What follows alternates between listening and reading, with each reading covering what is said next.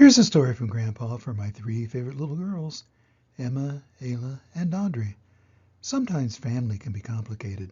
Kids, especially, find confusion when they have new feelings on friend perspectives, especially on unusual things their families do. Here's a story that looks about that. Watercress. Written by Andrea Wang. Pictures by Jason Chin. We are in the old Pontiac, the red paint faded by years of glinting Ohio sun, pelting rain, and biting snow.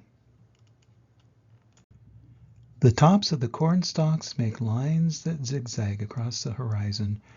Mom shouts, "Look!" and the car stops to an abrupt, jerking stop. Mom's eyes are as sharp as the tip of a dragon's claw. Dad's eyes grow wide. "Watercress!" they exclaim, two voices heavy with memories. Under the depths of the trunk, they unearth a brown paper bag, rusty scissors, and a longing for China. They haul us out of the back seat.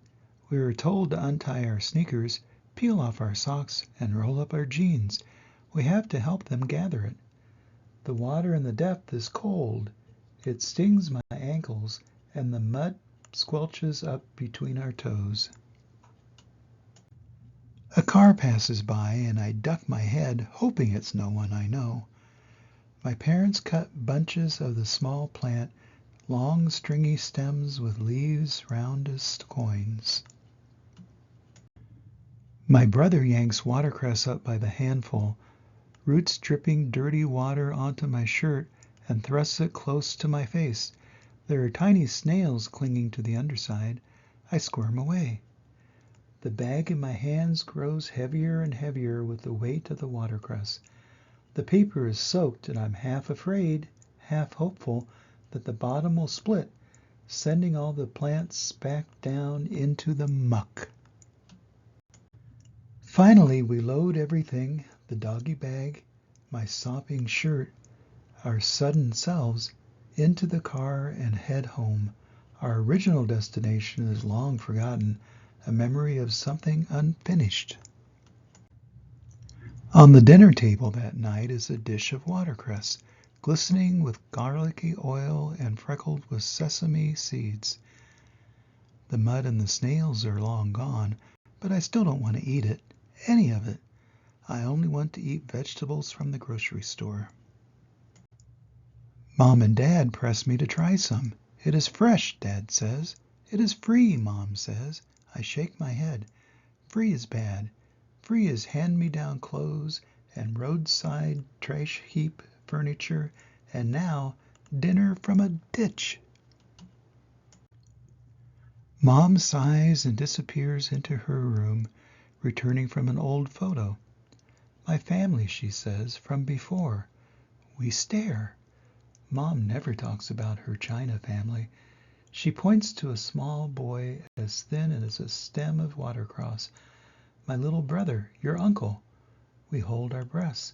Mom never told us about what happened to him.